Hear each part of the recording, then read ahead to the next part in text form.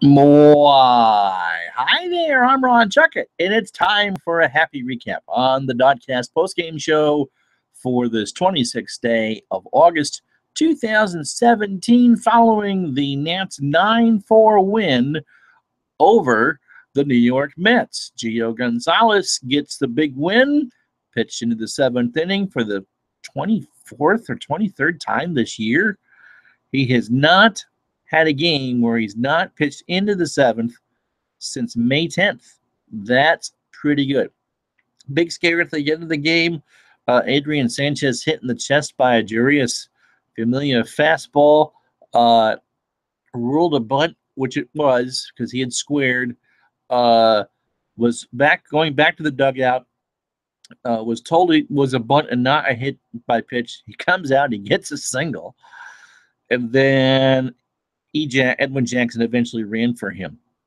So that's probably the big concern after the game. Let's go through the totals real quick. It's just me. There's no one backing me up from the staff today.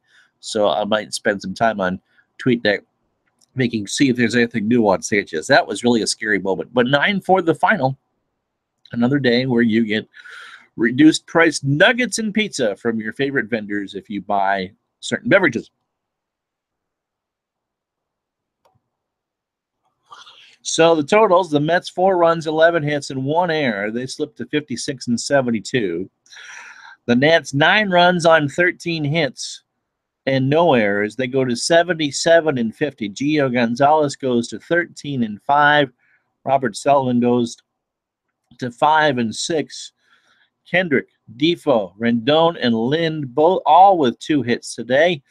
Michael Taylor 3 for 4 with 2 runs scored.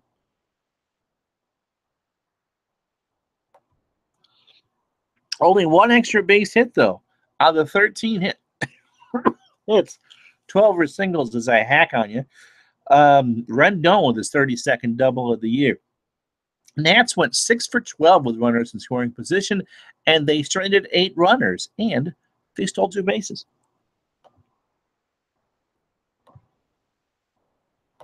It helps if I hit the right buttons. All right, your pitching lines. Gio Gonzalez, as I said, 13 and 5 on the year, 6 2/3 innings, 6 hits, 2 runs, 2 earned.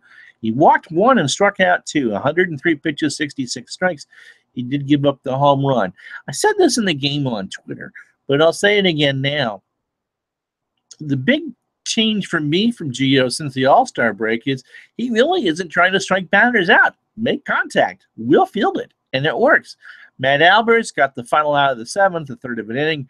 Brandon Kinsler, there's reason to be concerned here. An inning, 4 hits, 2 runs, both earned.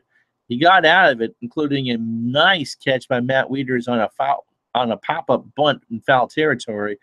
And Ali Perez got him in the 9th, an inning, a hit, and a strikeout. So Kinsler 21 pitches for 14 strikes. Ollie 20 for 14, but Ollie only allowed 1 base runner. That was the difference. Albers 5 pitches and 2 strikes. Let me see real quick if there's anything on. Nope, not yet. On Sanchez. Then we'll go to the chat. Hi, Judo. How are you? Hope you're having a good Saturday. So, all in all, a pretty positive night after the loss yesterday. And with the doubleheader tomorrow, it's Tanner Roark in Game 1.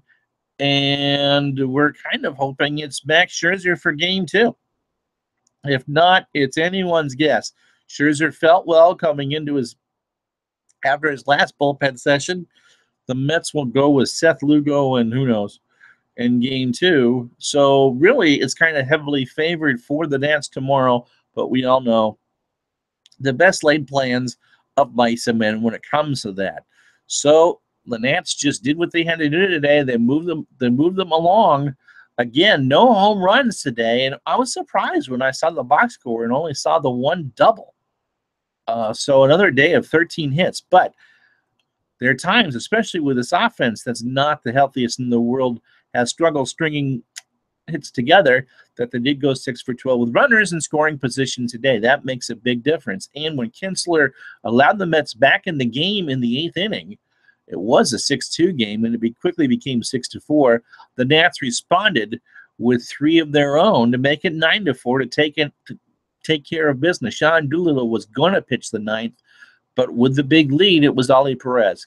Watched on Fox Sports 1 or FS1, and they didn't really show anyone warming up, so it was tough to see that. But all in all, a good effort, and which is what you want going into tomorrow's doubleheader. Remember, the Marlins are in town for the midweek. So nothing on Sanchez. If you were late watching the game, or if you shut it off and just happened to pop back on for the post-game show, he went to square. It was Jurius Familia's first appearance since May 10th.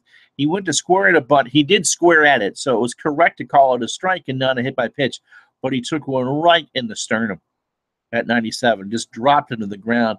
My guess is it's a very good bruise, and he got the wind knocked out of him. Just absolutely scared into pieces, and the rest of us, he just dropped. Elsewhere around Major League Baseball in games that matter, the Orioles shut out the Red Sox today 7-0. The Red Sox are not playing well, and the Orioles have scored 23 runs the last 2 games. How about that? Mostly everything else in the National League is tonight. Pittsburgh and Cincinnati are scoreless in the top of the 3rd. Cubs and Phillies just started in Philadelphia. Cubs have 2 on and 2 out. No score. Colorado and Atlanta, no score in the 1st. And Miami leads San Diego. Or, I'm sorry, they don't lead San Diego. They're playing San Diego, and that game just started because the 7 o'clock games are coming up. And games that matter for the postseason in the National League, Tampa and St. Louis at the top of the hour. San Francisco and Arizona tonight. And Milwaukee is in Los Angeles to face those red-hot Dodgers.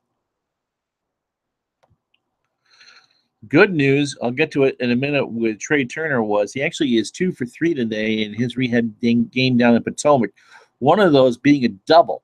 And that's big because he had struggled. I believe Ricky told me that he was 0 for 14.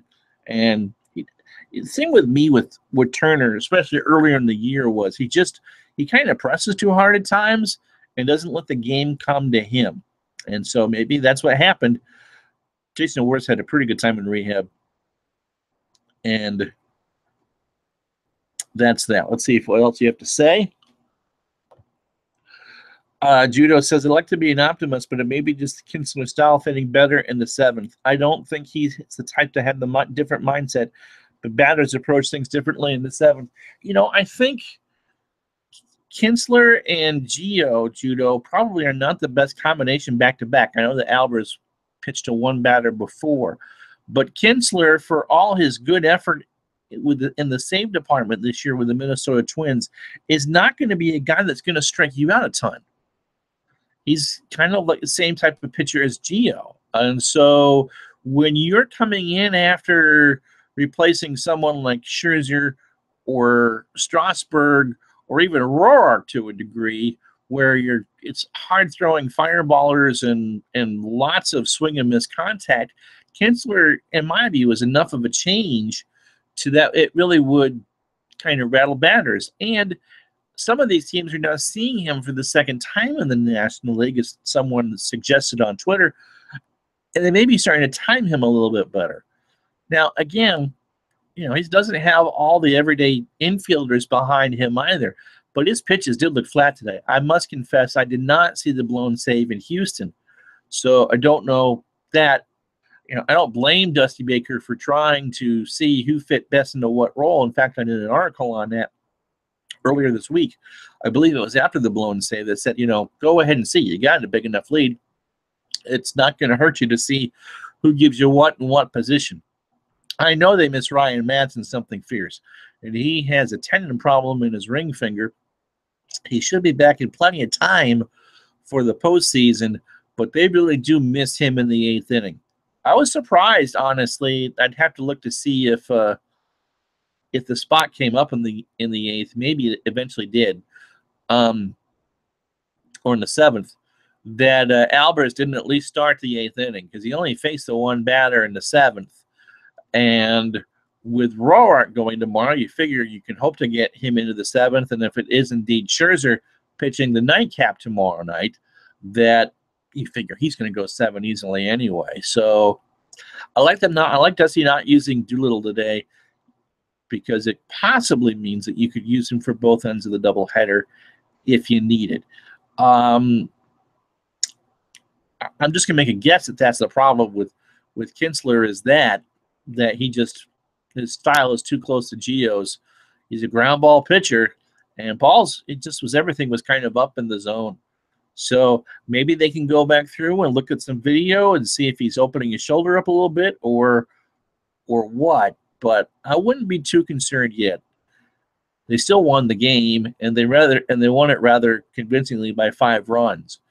But you certainly want those problems ironed out a bit before you get to October. And maybe, Judah, you're right. Maybe I think they were right to set him in the 7th inning. He was thriving in that role, but because of the Madsen injury, he really can't. That's what he's there for. All right, let's go to the minor league scoreboard.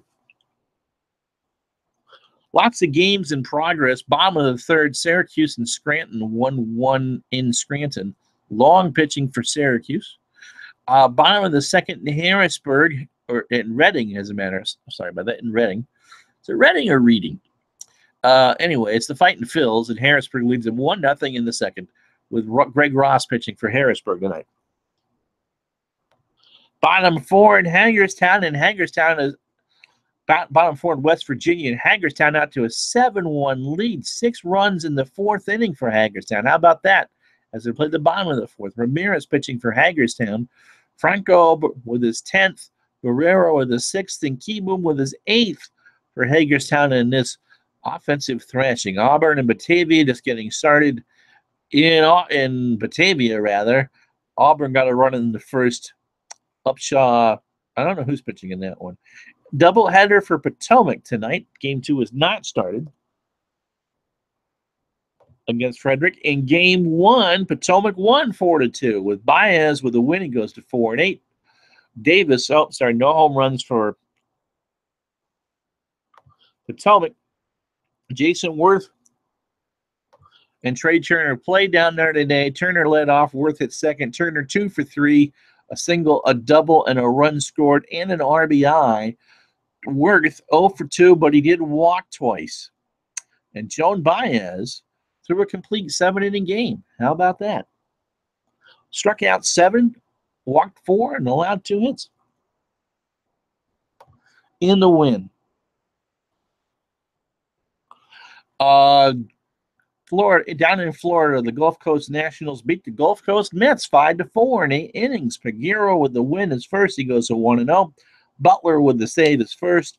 The DSL Nats lose into the Dominican to the Cardinals 6-1. Gonzalez with the loss. He goes to 1-3. And that takes care of the National League. Judo says, I like the fact that Dusty is using Ollie more. I think he's good for more than one lefty. Yeah, a loogie, essentially. One lefty, one out guy. I agree with that. Ricky actually wrote about that a couple of weeks ago. I mean, Ollie was a starter at one point in his career. And certainly when the game was kind of out of hand in that's when you try him. I like the way he's pitching. I think he's pitching with some confidence, and it shows. And I love the fact that when he gets 2 strikes on the batter, Judo, that they play the Matador music behind him. I think that's great. Just absolutely wonderful. I say that a lot. I'm not see if I can find anything on Sanchez. Eric Fetty will be called up by tomorrow. That, according to Fed Baseball, according to Dusty Baker. Eric Fetty will pitch the 2nd game tomorrow, and hoping that Scherzer will pitch Monday. So that's breaking news for you. It'll be Roark in the day game and Fetty in the night game, I think. It'll be Roark and Fetty. I'm not sure of the order. And they're hoping that Scherzer can go on Monday. So that's breaking news for you. Jamal Collier says that Eric Fetty will get game 1 of the doubleheader, and Tanner Roark will get game 2, the night game on ESPN. So that breaking news for you. It's Fetty tomorrow. He's a 26 person. He'll throw the first one against the Mets. And Tanner Roark gets the ESPN game. And the hope now is that Scherzer will be able to pitch Monday versus the Marlins. Not sure it really matters anyway. It'd be nice to have Scherzer go. Not seeing anything on Sanchez, but Dusty will definitely pitch Scherzer on Monday.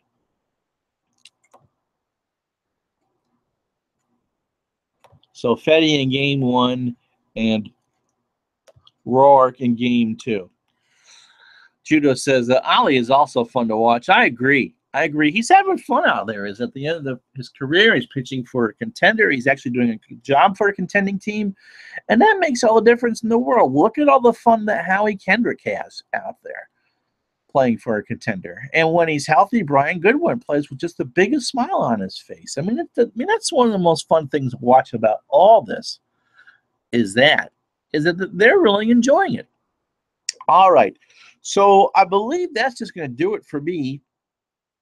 Ricky did a piece today on why the Nats should re-sign Brandon Kitzler, and I still believe that should be the case. He'll thinks that he jinxed that. He didn't. And then I actually had the chance to yesterday talk with Eduardo Perez from ESPN to preview the Sunday night game. And he's, pretty wide-ranging conversation from Daniel Murphy and his approach to hitting and how it's easier to do that, to work on your approach as you get older, to some good Dusty Baker stories and what he thinks that the chances are against the Dodgers. So it's a good listen. It's also here on the video and also the article on the site. And Ricky says, darn, you get Fetty tomorrow. Yeah, I do. Oh, well. It happens. So, all right. So there will be no DoDCast between games tomorrow. Ricky and I will be with you once the 8 o'clock game ends, the ESPN game. Let's see. Judo says something funny I saw on Twitter the other day. Some doctor said that a Kershaw should be benched for the playoffs because he's not clutch enough. 1 day rest. What? You're not making that up. That Kershaw should be because he's not clutch enough. 1 day rest. He won Game 5 last year. I'm some Dodgers fan. Wow, what have you done for me lately, huh? All right. Give this video a like and subscribe on YouTube if you're watching. DistrictOnDeck.com is where you can find everything that we do. Drew will have our player of the week tomorrow. No, I don't know who that is. And I will have something for you for the early slot. No, I don't know what that is either. But we'll have a couple of pieces for you. Follow us give us a like on Facebook and follow us there as well at District on Deck. And of course on Twitter, where we are with you for every game, home and away, live tweeting away, win or lose. I'm with you for the early game tomorrow, and Ricky is with you for the ESPN game tomorrow night. And so that's why will be with you for after the end of the second game for a combined show. And since I get the rookie, it means that they'll probably split, and Ricky will get the win, and I'll get the loss. And I'm not real sure I like that, but them's are the breaks. So thanks for being with us on this Saturday night. I'm Ron Juckett. We'll talk to you tomorrow. Good night.